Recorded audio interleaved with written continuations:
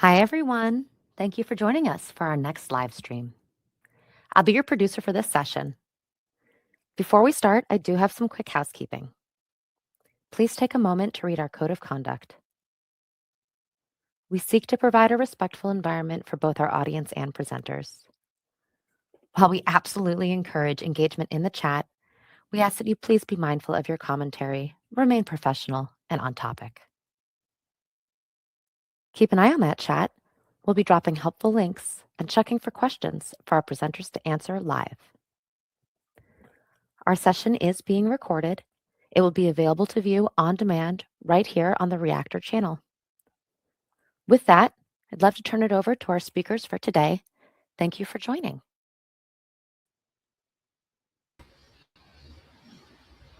Hello. Hey, how's it going? We're glad that you're here with us. We've got a really exciting session today, a bit different from the other Reactor sessions, but right along the lines with data days. We've got lightning talks here, and we're going to see how many experts that we can pack in to wow us in a short period of time. So don't just watch, take some notes, talk in the chat. We'd love to hear what you have to say, what kind of exciting things you're learning.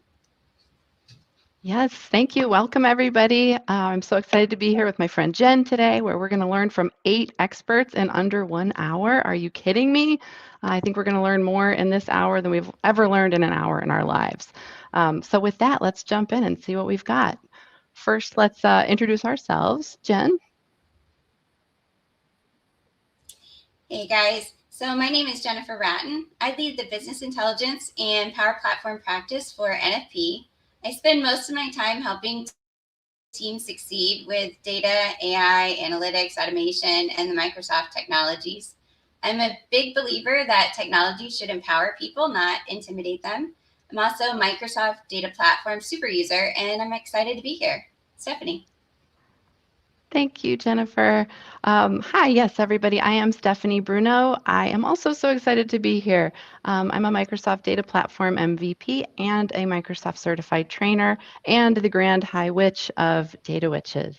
I'm here in Pittsburgh, Pennsylvania today, and just so excited to see what we're going to be learning. So let's just jump in to a couple intro slides, not too much because there's so much content to get through, but we also have some important reminders. Data days, that's what we're all here for, right? So next week is the last week of live sessions for now, but you can always go back and see some of the recorded sessions, and surely there will be more. This is such a popular series that I can't wait to see what's coming later on in the year. But until then, do stay involved in the community and bookmark this aka.ms/data days to see what else is going on. And of course, people always want to get the vouchers, right? So this is what we can get. So you can get certified with for Fabric or SQL for free as a participant in Data Days. So you might be eligible to receive a discount voucher. So go here and check out what you need to do to be able to get your voucher. And Jen, what do you think about the product roadmaps and the user panels?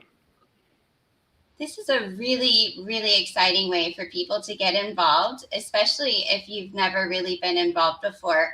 But you can join different user panels depending on where your interest lies, and you have the ability to influence those roadmaps by participating in the user panels. So there's Fabric IQ, and SQL user panels. So definitely one to suit a variety of different users.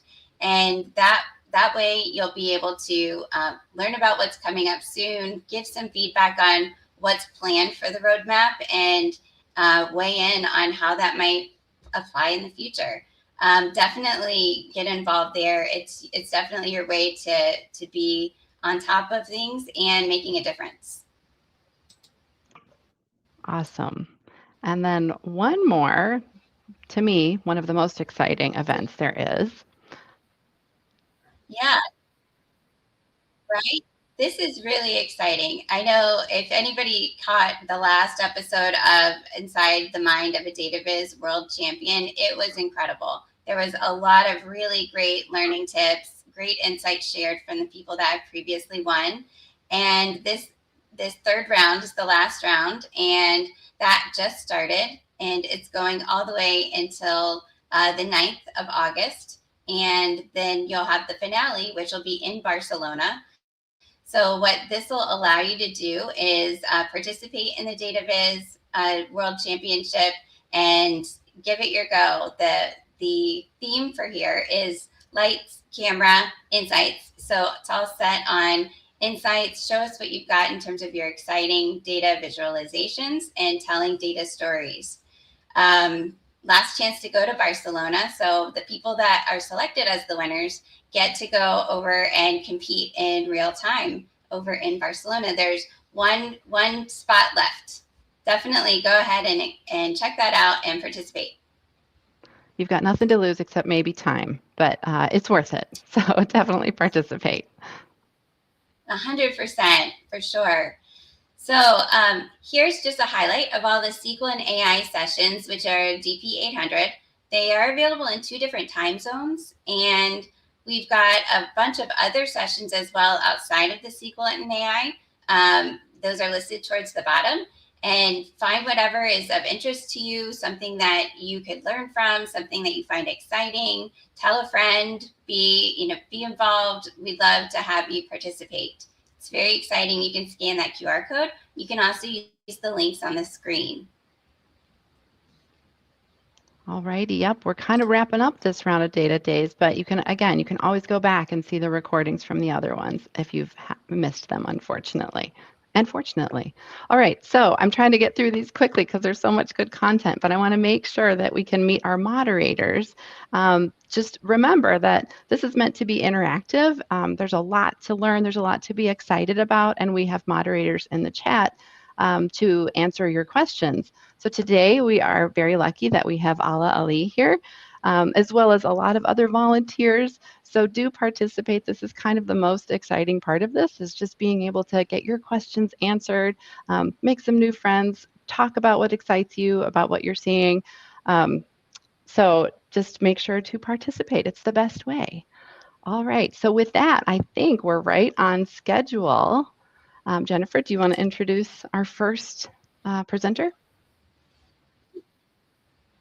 Yes, so let's go ahead and bring in Omar. So he's going to be talking about his humanoid robot and talking to SQL Server 2025. Take it away. Hi, everyone.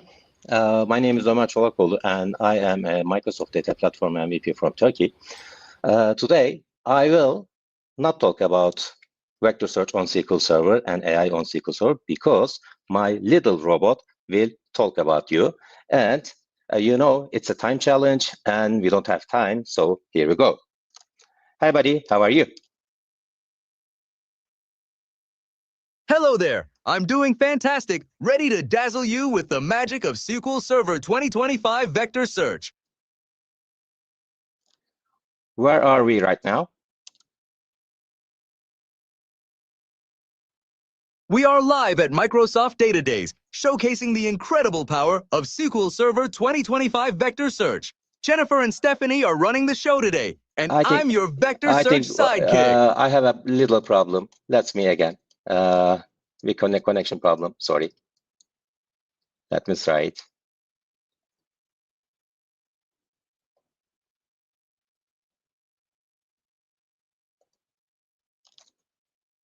Hey, buddy, how are you?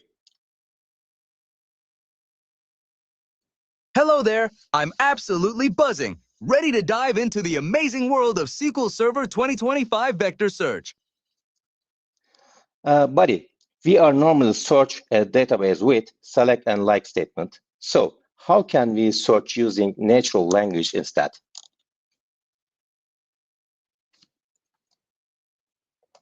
The classic select, from products where description like best and reliable scent approach. It's like a detective looking for exact keywords. Imagine asking a salesperson for a dependable car for daily use, not too flashy. They translate that into your query and suggest a specific model. But there's a newer, more magical way. Ask me about vector search. Okay, what is vector search?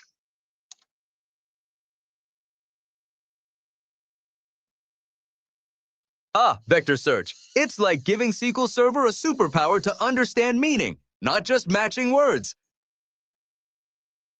Instead of keywords, it converts your sentence into a vector, 0.4, 0.3, 0.1. Meaningless to us, but the sentence is meaning to the computer. It searches by meaning. Select top 10. 1. Views. Vector distance. Cosine. Ama. Products. Vector 1536 at embedded vector. As similarity from products. Order by similarity dis. Traditional search compares words. Vector search compares meaning. That's the fundamental difference. The difference. Buddy, we don't know about vector. So what is vector? Please explain us. A vector is a numerical representation of meaning. It turns data like text into numbers that encode meaning for computers, allowing them to compare information by meaning, not just exact words. Think of it like this. The cat is sleeping on the sofa, becomes a vector, and the computer understands that a cat naps on the couch is very close in meaning, even though the words are different.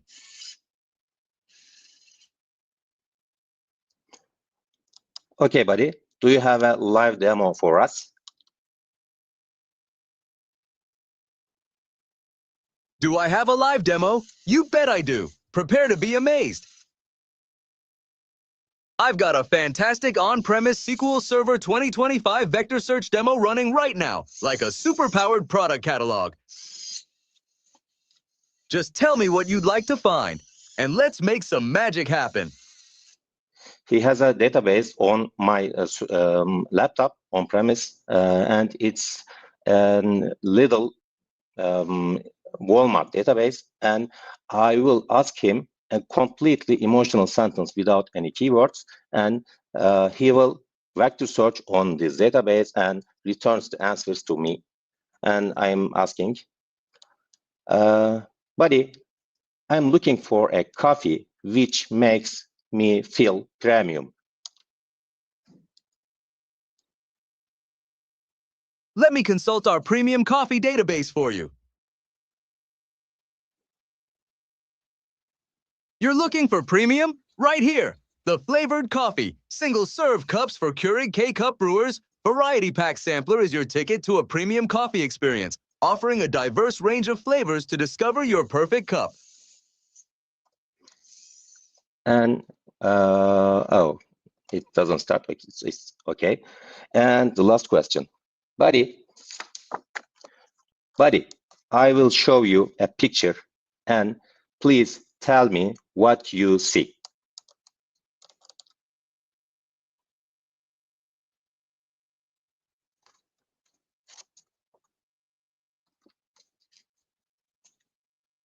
I see two brilliant women in these pictures, ready to light up the data universe. But just naming them isn't enough. They're the superheroes behind today's event. So thank you, Pam. Thank you, Shannon. You truly are the superheroes behind today's event.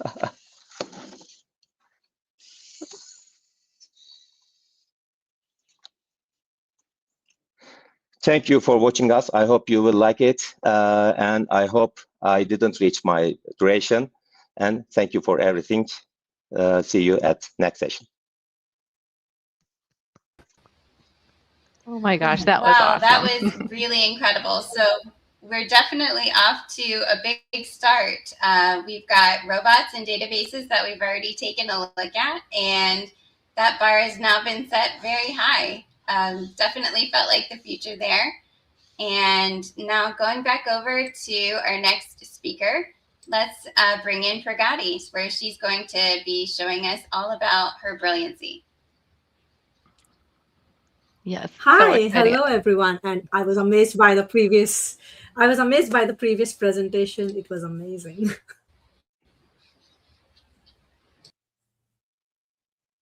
Okay, so welcome everyone. So today I'm going to show you a session which is basically titled Seconds to Insight, and we are going to build a live stream in 5 minutes. And I know that we are a little tight on time, so just to respect a tight clock, what I have done is I'm going to skip some of the waiting bars, and I have kept the event stream already ready, configured, and that feeds in data directly to our event house. Because in a real world project, if when we create an event stream and try to connect it to an event house, it just takes few clicks. But what we really care about is how we can turn this raw streaming data or raw streaming bytes to some actionable intelligence. So you can clearly see my screen right here, and I have got like a streaming data, and this is a stock data. Okay, so when it comes to data, Microsoft has given us so much lovely sample data set available to try out things in Microsoft Fabric, and that's the best thing. You really don't need to work on your data. Just grab some sample data and get started with some new technology or new feature that you want to try within the Microsoft Fabric environment. So what I did, I just went ahead and picked up a stocks marketing data.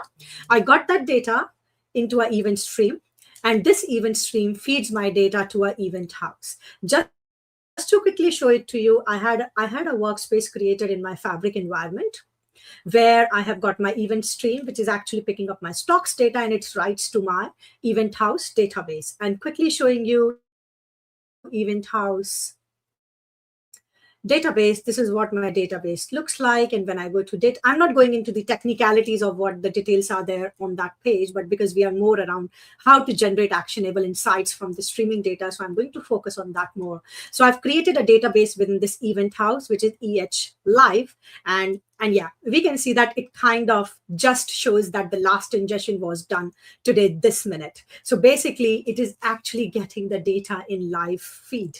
So the data is just live. So everything, whenever the data arrives, the database receives it. If I go and click on my database just to see what data is coming through, then I can quickly see, okay, my data activity tracker, like how many rows are ingested, as I've been preparing for this session for some time. So I can see the number of queries I have run so far. I can see the last run on this database was 4:18 p.m., which you can see my clock. I'm in the BST time zone, so it shows me that time zone. Now, if I go to the tables, I can see, okay, let me just make the screen a little bit. The resolution is a little problem in Fabric environment sometimes, so you can just, I'll make the screen bigger again. I can see that within this database, I've got one table available. I see the data preview in the table. That table is my stocks data. If I click over it, it takes me to that table, and yeah, the same details. And if I scroll down, I can see that's been coming. There are a few data points in which is getting active. Now main thing, once I have the data, what I do with the data to generate those actionable insights. Yes, so we can simply query the data. So when it comes to the real-time intelligence, we have got KQL query here, like we have SQL to analyze our data. We have KQL for real-time data. And simply, let's start with something like, okay, I just want to see like top 10 rows ingested in my data. So I can quickly see, okay, these are the top 10 recent stock market records that were ingested in my database.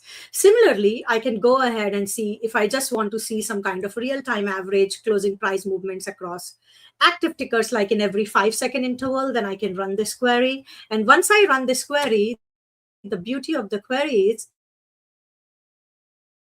it's going to, again, making the screen a little smaller so we can see the chart. It actually comes up with a visual. And we can go and change dashboard. Now you can quickly do a quick dashboard and generate that chart or attach that chart to that dashboard, real-time dashboard. And if you open the dashboard, it just shows you that chart attached to it. You can edit that chart. That's possible. You can edit the chart. You can make changes to it. You can beautify it, but definitely not talking about it today. So I'm going to quickly show you a ready dashboard that I created. So I ran few queries on my data set just to understand some insights, and I got a chart which shows like lifestyle ingested record counter there. The reason why I've got this counter, because this is easy to identify that our data is changing live. And then I also got a livestock movement for today, like how it shows like how the data is changing. And if you see this counter, this changes like every second, like whatever for refresh frequency we have set for this real-time dashboard. So this is what I really wanted to show this. Like you can see the counter just changed. The counter just changed in front of our eyes. So every second this dashboard just brings in the real-time data. So in few clicks, basically Fabric takes a high velocity raw stream, makes it instantly queryable via KQL and transforms it into a living, breathing dashboard just in few clicks. So yeah, thank you so much, everyone. Hope this helped everyone and how we can start with real-time intelligence and have a real-time dashboard in few clicks in Fabric. Thank you. Thank you so much, Pragati. Oh my gosh, that was awesome. Jen, thoughts about the real-time? I think that it's really amazing the way that all of the real-time data comes together, and everything that Pragati has shown has been so incredible that companies are able to act on their changes and their data in real time and be able to get those insights and really have an impact as soon as possible so that they can be making the most meaningful impacts with their bottom line. So I think it's extremely valuable. What about you? I mean, is real time that easy, or does Pragati just make it look that way? I can't tell. But I'm sure we could probably all follow along to the recording and make our way there and do what you did, Pragati. That was awesome. Thank you. Thanks, everyone. Okay, so next up is John. So John's going to teach us some real world lessons from Power BI failures. I love this. All right, go for it, John. Thanks, Stephanie and Jen, and good morning, everyone. Those were really wonderful demos by Pragati and Omar. So kudos to them.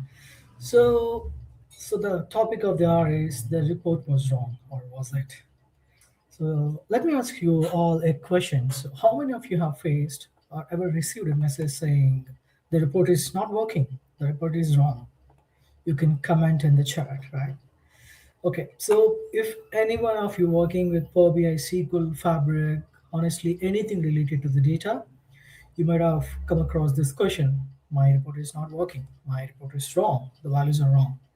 So what usually we'll do as every other BI developer, so we open the Power BI report, we blink the gateways first, and we check the refresh history, and we try to refresh the semantic model and try to republish again and see whether the data is in sync or not, or it will throw an error or not, right? That's usually what we all do, and then everyone will try to blame Power BI. It's very simple, right? So I'm going to give you a real example. Sometime back it happened, many moons ago. So we got a message from the users saying, hey, the report is not working. It's not showing any data since from Tuesday. Okay, fair enough. I opened my semantic model. I gone to the settings and checked the refresh history. Everything is fine.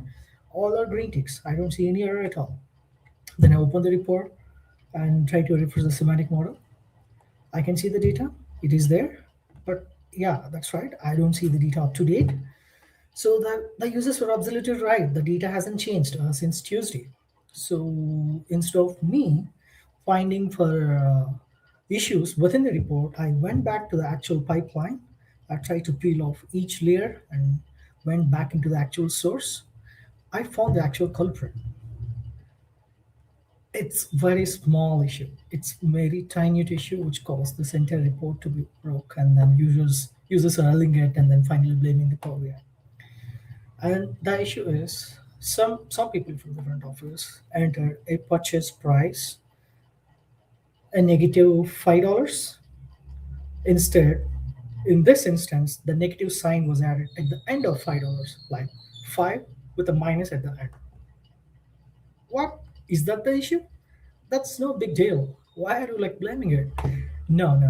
So for humans and for human eyes, that's not an issue. Negative sign coming back of an integer value like a $5 with a negative sign at the end. It's not an issue for a human, but whereas it for SQL, it tries to read. It doesn't know like how to read this. The negative sign is at the end. It is an integer value, and it will go confused and then say, "No, I'm not going to insert any rows," and it will break. The entire procedure broke at the time. That one misplaced minus character broke the entire ETL process, and then we never got to know about that. The table was not loading with the fresh data, but the report is still connected to the same SQL table, and there is no issues. The report is refreshing successfully. So Power BI continuing refreshing every single day ever since then. So the Power BI report is faithful to us. We shouldn't blame that. And finally, it hit me that we spent so much time monitoring whether our refresh is succeeded, our gateways are working, or my measure is working. No, we have to. Those two are completely different things, right? So this incident completely changed the point of view what I'm thinking. So whenever if someone comes and says my report is wrong or the data is not up to date, the first question I would ask: has there anything changed in the upstream? What has changed? That is the first point of source I would check. Check the ETL, check the user inputs first, and check the ETL process first, and check the table level, and finally I'll come back to the report. So if anyone says the report is wrong, maybe that they might be telling the truth, but something hasn't gone wrong. It's our job as a data professionals to build a report as a scalable and trustable solutions. So the best way to fix a report is stop looking at a report and looking at the data where the upstream issues are there. So that's me. Thank you all. Thank you so much, John. Yes, I mean, how many of us have experienced that where someone comes and they says Power BI is bad, the report's wrong. It's like the worst thing you can hear, right? So we need to make sure that we followed John's recommendations and build that trust with our end users so that they don't decide to abandon us or Power BI altogether. That's right. Having those data integrity is so important. And whether it's, whatever stage of the lineage it's at, right? Whether it's so close to the source or it's all the way at the end product, it's very important to know how to handle those things. And I think John showed some really wonderful tips. Yes, and I'm sure in the chat, you can all share similar experiences, right? Where it took a while to track it down and figure it out, but ultimately it turns out it probably wasn't that Power BI is bad. Or us. All right, so thank you so much, John, for that. That was a good reminder to us all. All right, next up, we have Anu telling us about Fabric IQ. I'm so excited about this one because I get a lot of questions. What is this Fabric IQ thing? So now we get to learn about it in 5 minutes. That's Over right. to you. That's right, Stephanie, and exactly that's what I'm going to cover today. So, because everyone has been asked, like, what is Fabric IQ, and how do I explain it to my people? So, what I'm going to do is quickly share with you and explain, like, what is Fabric IQ in 5 minutes time. So, when we talk about Fabric IQ, I would say this is one of the things that I consider as the missing piece that you have got when you are discussing enterprise AI, right? So what I'm going to ask is a quick question to everyone. When is the last time you ran a report? And also, did you really get your answers correct?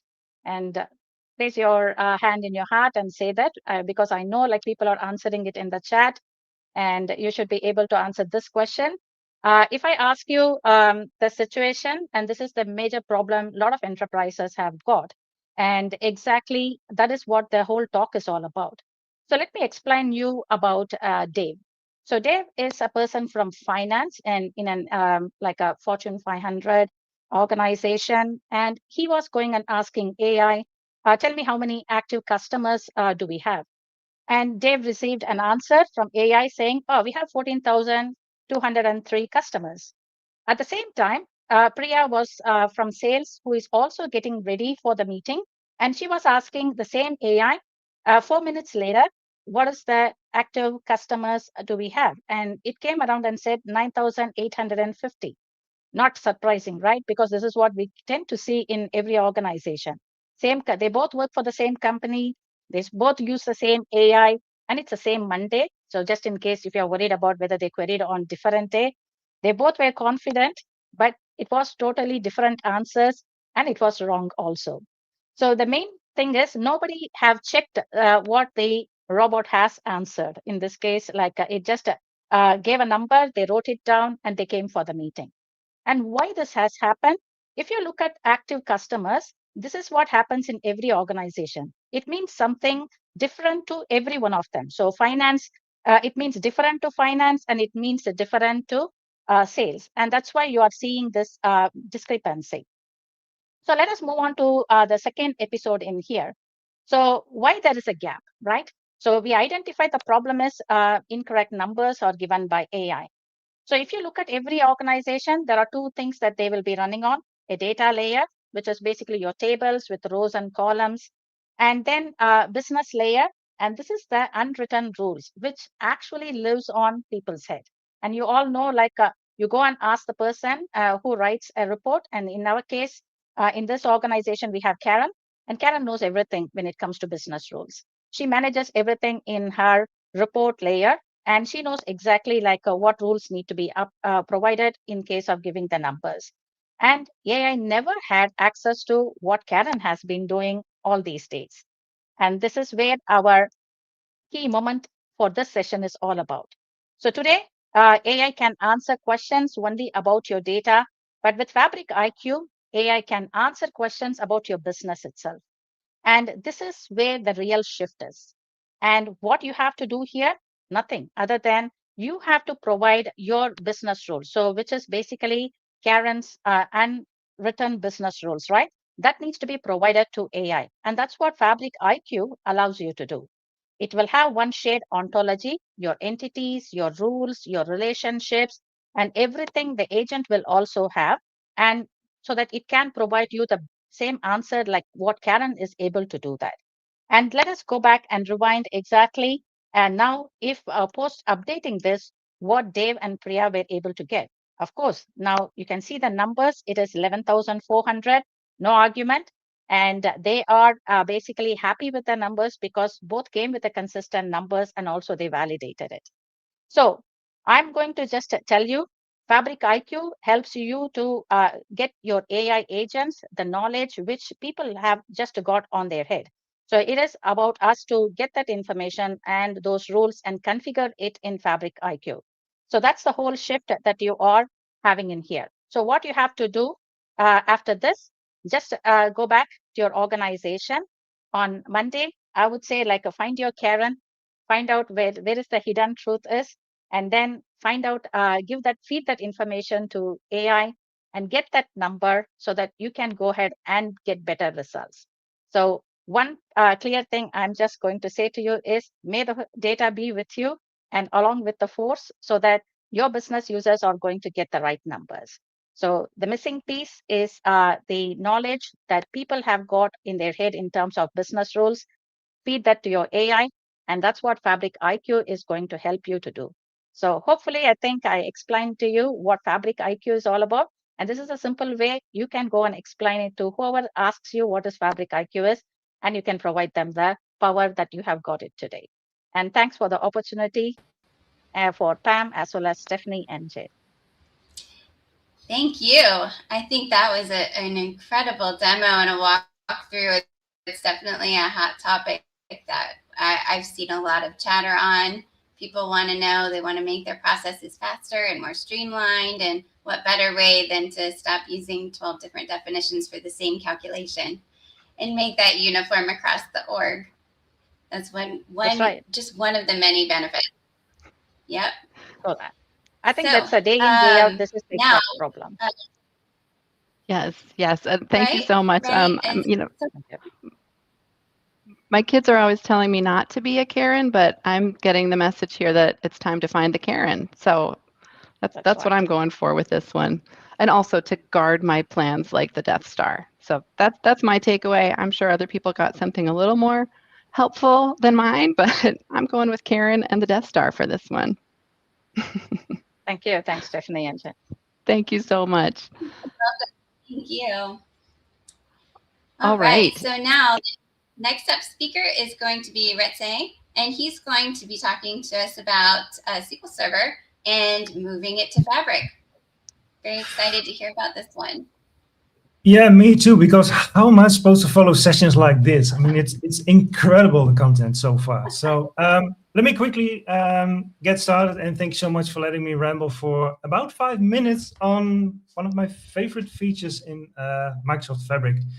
This being SQL Server mirroring is a very easy way to move your data into Fabric.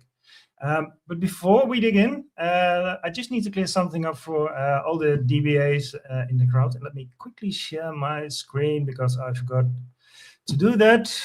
My entire screen, and I want to do this one because I'm going to talk about mirroring. And when you look into mirroring, it's like, yeah, it's old.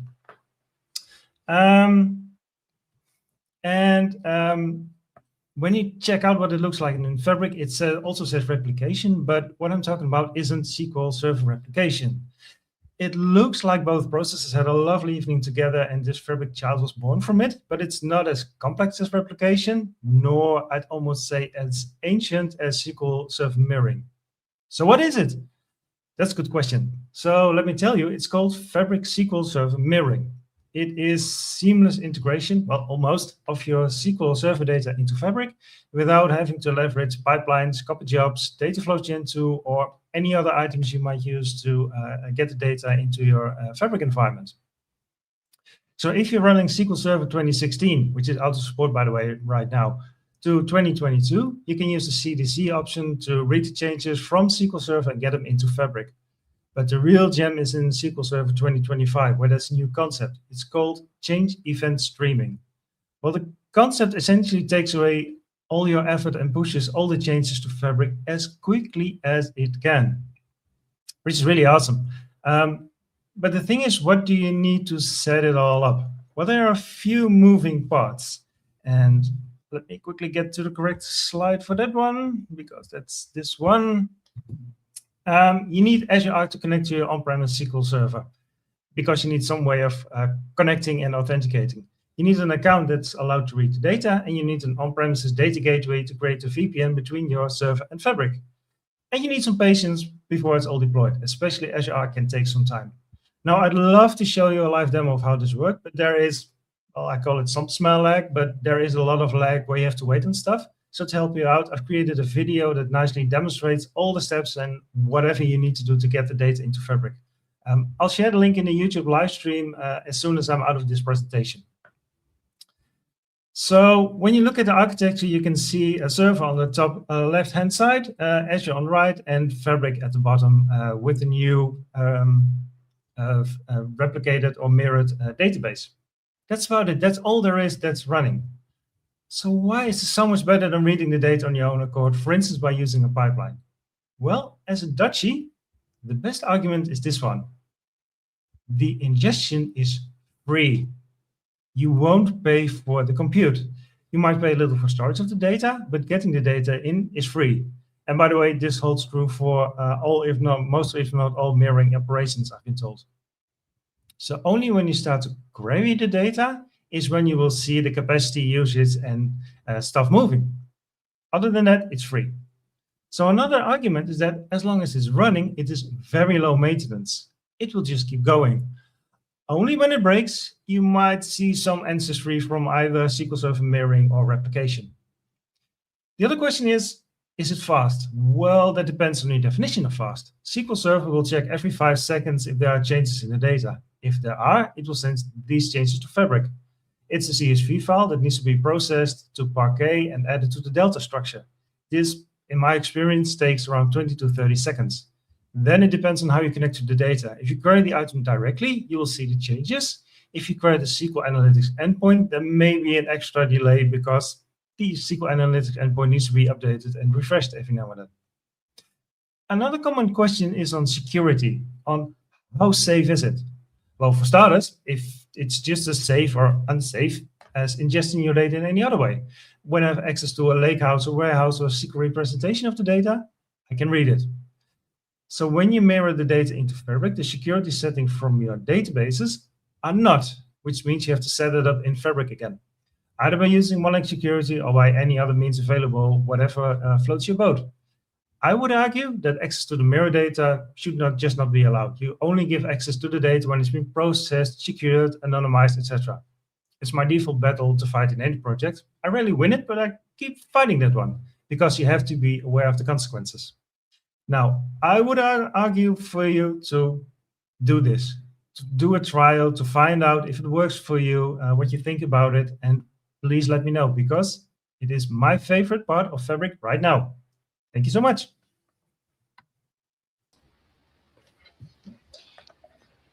That was incredible. And so right you are about having that data layer protected. Just because that data lands in Fabric, doesn't mean that the security comes off. It should have that same level of protection.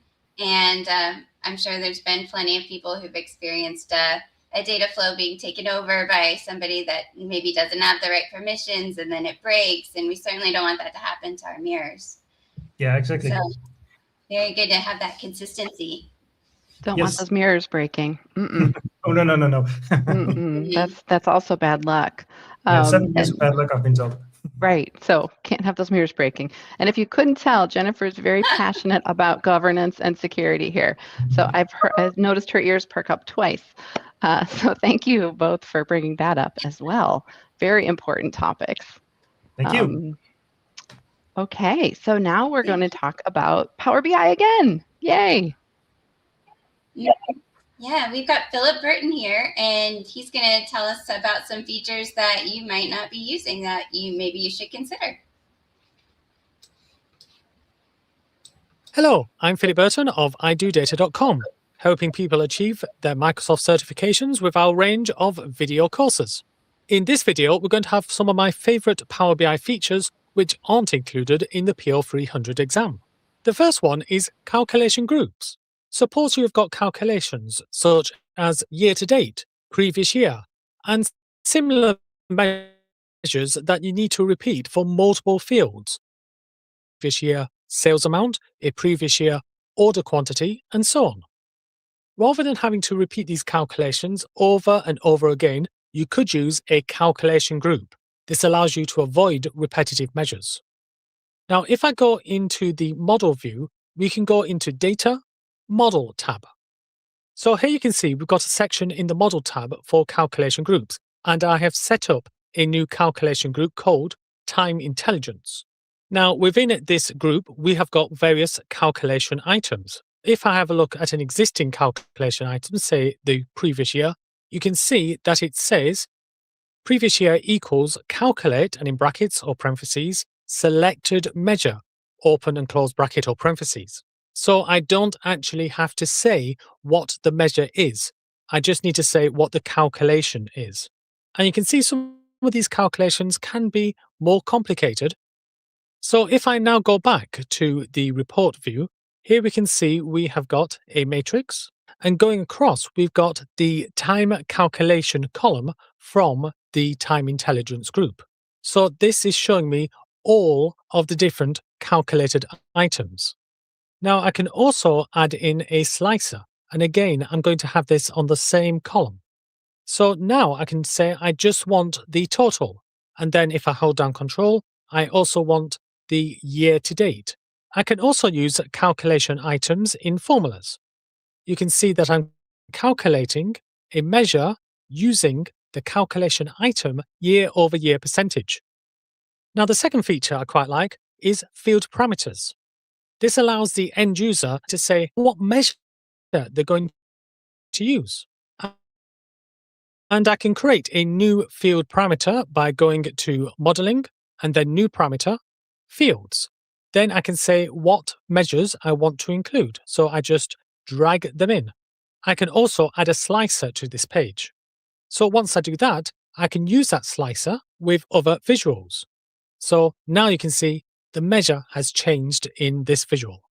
And that's because I'm using my parameter in the values. Now, another feature I quite like outside of the PL300 exam is called Dynamic Format Strings. So here we can see we have got various numbers with different formatting for each row. And the format of this number is based on this currency column section.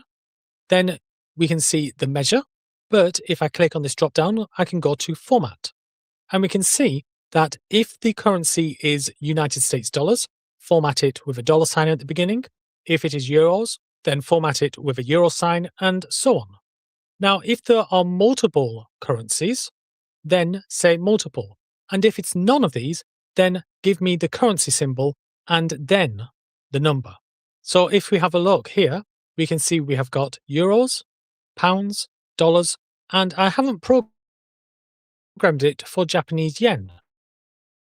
So here you can see it says JPY, the currency, and then 70. If we remove this second column, so Amy has 300 euros and 1,100 pounds, then we would get the answer of multiple, because there is more than one currency. And my final tip, if you want to know more about features beyond the PL300 exam, is have a look at some of Microsoft's other certifications, such as the DP600 Fabric Analytics Engineer Associate. So if I scroll down and go to the study guide, you'll see if I go near the end of it, that we have additional items regarding Power BI, such as bridge tables, many-to-many relationships, calculation groups, dynamic format strings, and field parameters. So in this way, you can find out what Microsoft wants you to learn about Power BI and more. So these are my top features about Power BI beyond the PL300 exam, and a way for you to find out what features are available. Well, thanks very much for watching this part of the video. I'm Philip Burton of idodata.com. Thanks for watching and keep learning. That was great. Yeah, and in the chat, if you could, know some of your favorite features, maybe some unsung heroes that you wish more people knew about. That would be great. So with that, we're just going to jump into our last one, or not, sorry, last one, two more. We've got Rodrigue going to teach us a little bit about connecting Dynamics 365 and Fabric. Sure. Thank you very much for joining, and thank you, Microsoft, for this opportunity. I'm Semi, and I'm Microsoft Certified Trainer, and I'm Business Intelligence Lead from Paris.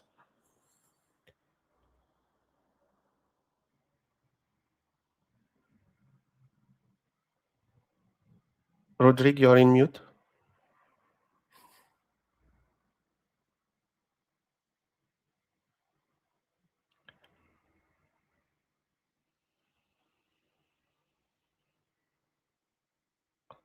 Sorry, we can't hear you, Rodrigue.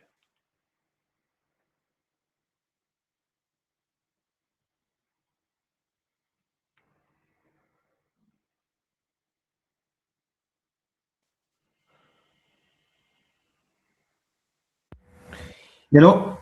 Yes, good. Okay, sorry. So I'm sorry for this. Just one point. Every company store valuable business data inside Dynamics 365.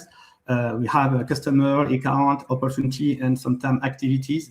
The information is there, but getting answer often means opening multiple screens, searching through dashboard, and asking someone to build the dashboard, maybe. So we ask ourselves, so what if anyone could simply ask a question in natural language and immediately get an answer from their live CRM data? That's exactly what we have built. And of course, the architecture is very simple. So we are not trying to make things complex. So it relies on three technologies we have with Microsoft. First, we have Dynamics 365 Sales, where the operational data lives. We also use link to Microsoft Fabric, so the data is automatically synchronized into one lake. And also, we don't use any ETL processes or pipelines, so no pipeline to maintain, to create, or to manage. And second, inside Microsoft Fabric, we are going to create a local data agent. So it understands the business model, it translates natural language into SQL queries, it executes the query and returns the answer securely with no issues. So finally, we expose everything through an Azure AI Foundry agent, which provides conversational experience. And in this context, Dynamics will provide the data, Fabric will understand it, and Foundry will make it conversational. So let's see that in action.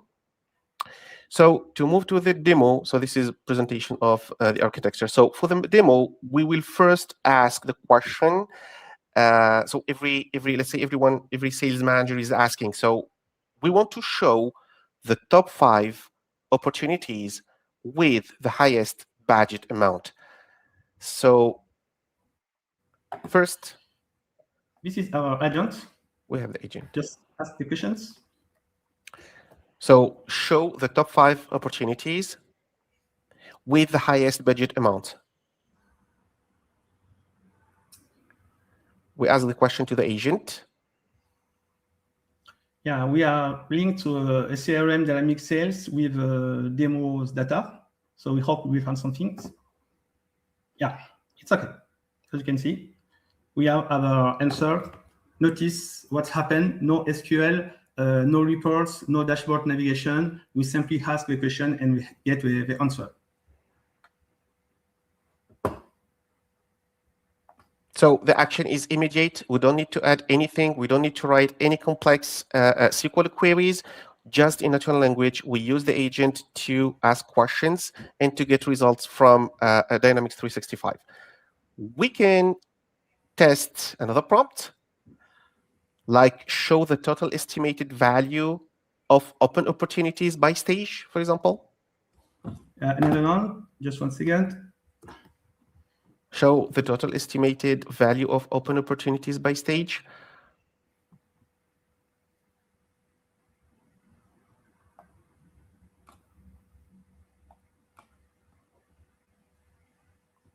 So here, of course, the agent is trying to understand the prompt, is trying to translate it into queries and asking the question directly to the semantic model we have in Microsoft Fabric.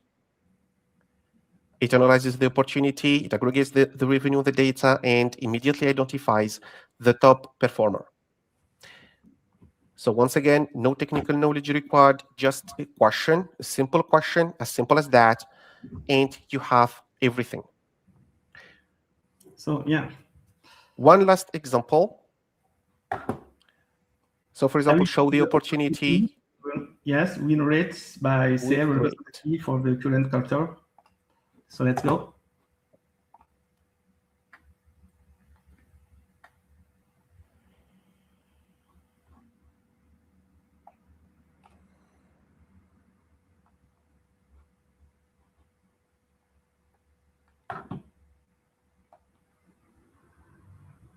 As you can see, there is no data because we are in, I can say, in a demo environments. Sometimes we are not sure to find the right data. So as you can see, Dynamics 365, Microsoft Fabric, Azure AI Foundry, 3 Microsoft technology working together to transform business data into business answer. Yeah, so instead of searching the information, you just ask the question and you simply get it directly by the prompt. Yeah, to make it happen, as Simon said, through component Dynamics 365, we need a data agent, and of course, we need also to have a link between data, CRM data, and LACars when we put all the data. Sure. So thank you. Thank you very much. Thank you for all of you, and good review for everyone. Thank you. Thank you.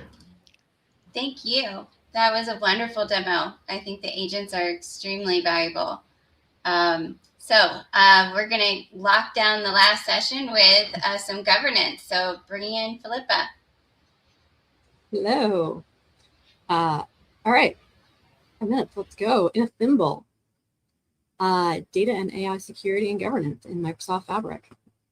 Security is no longer a department. It's across Fabric. Security is just as foundational as data and AI. So what's changed is the perimeter is obsolete. Walled garden model breaks down under AI and data mesh architectures. Protection is continuous. Data protection relies on a continuous layered SaaS security model, not a single gate. Everyone holds a piece. From admins to analysts, every user carries a part of the security puzzle. So there's 2 different jobs. There's privacy versus security. Privacy governs whether data should be collected, used, or shared at all. Consent, purpose, and data minimization governed by regulatory scopes such as GDPR, HIPAA, and CCPA. Security governs whether protected data can be accessed, altered, or exfiltrated. Authentication, encryption, and access control enforced through identity, network, and data layer controls. Privacy sets the rules. security enforces them. The vocabulary of protection: PII, personally identifiable information; PHI, protected health information; encryption, at rest and in transit, protects data using Microsoft Managed or customer managed keys; data masking in use or on display, hides sensitive values from unauthorized viewers without changing storage. The platform: meet the toolkit. Microsoft's converged security suite and fabric, where identity, governance, compute, and storage operate as one. We've got Microsoft Entra ID for identity and authentication, Microsoft Purview, governance, DLP, auditing, Fabric Compute, Copilot, SQL, Spark, OneLake, universal storage, and encryption. Meet the players: admin, data engineer, data analyst, everyone in org, department, and team. So for admin, identity is the new perimeter. Focus area: tenants, workspace level administration, core principles, zero trust architecture, never trust, always verify. Authenticate, verify, grant least privilege. Step 1, enter ID. Step 2, network isolation. Step 3, IAM and RBAC. The key takeaway is that admins manage the gates, not the rows. The users only enter the specific rooms they're authorized to access. And here the terms that we're using are identity and access management, IAM, role-based access controls, it's RBAC. And for the data engineer, you secure the source, simplify consumption. Focus area: OneLake, data warehouses, and the medallion architecture. Core principle is the one copy promise, requires security to travel natively with the data via shortcuts. Precision access control, the zero trust onion. We've got object level security, column level security, and row level security. And for the analyst and the AI consumer, govern the output, protect the prompt. Focus area: semantic models, Power BI reports, and generative AI copilots. Core principle: data is most vulnerable when it leaves the system or interacts with LLMs. So here we have sensitivity labels, tagging downstream nodes inherited from the source, data loss prevention, DLP, blocking unauthorized exports of PII and unmanaged devices or Excel, and DSPM, which is your data security posture management for AI, and insider risk management, IRM, monitors Copilot interactions to detect and block prompts, extracting protected PHI as an example. To bring it together: defense in depth, enter ID, IAM conditional access, authenticate the user's identity and context, workspaces, role-based access control, grants broad environment and application access, OneLake, OLS, CLS, RLS, filters precise tables, columns and rows, Purview, DLP, DSPM, governs the final export, and AI Copilot interaction. And so we have a shared responsibility matrix. So the role, the domain, the key tools, and the core acronyms. The admin, perimeter and identity, enter ID, private links, IAM, RBAC, MFA, authentication. Data engineer, storage and processing, OneLake, SQL, and OLS, CLS, RLS. And analyst, consumption and AI, Microsoft Purview, DLP, DSPM, and IRM. The security and privacy belong to all of us, from identity to output. Every role has a part to play.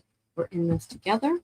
I jumped right in without sort of officially introducing myself. I'm Philippa Burgess, and I am an evangelist for location intelligence, which is the Esri mapping software integration into Microsoft, and specifically Microsoft Fabric, and security.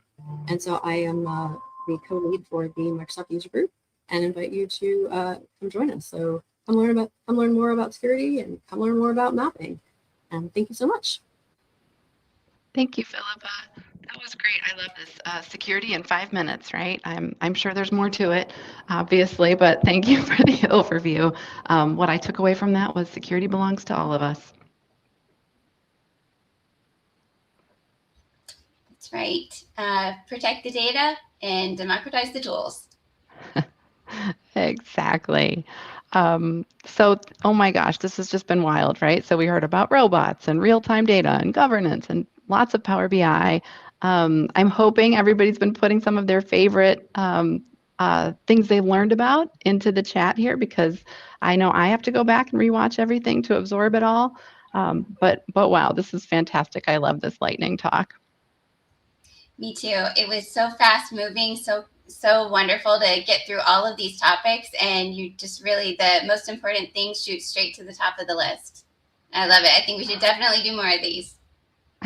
Yes, definitely. And here's just your reminder for how you can get certified on some of these topics. So bookmark this link right here, and hopefully you can get your voucher and join the growing community of Fabric and SQL certified professionals.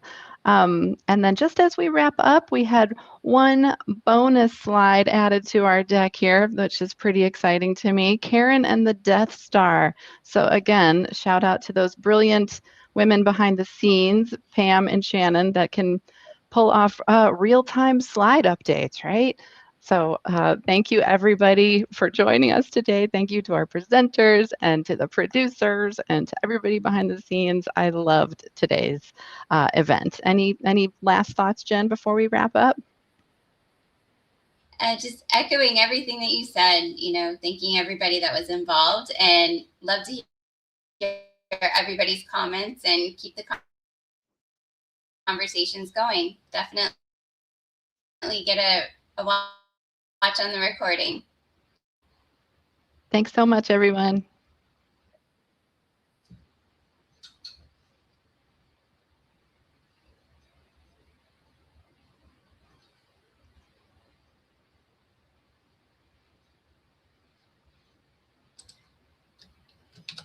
Thank you all for joining, and thanks again to our speakers. This session is a part of a series. To register for future shows and watch past episodes on demand, you can follow the link on the screen or in the chat. We're always looking to improve our sessions and your experience. If you have any feedback for us, we would love to hear what you have to say. You can find that link on the screen or in the chat. And we'll see you at the next one.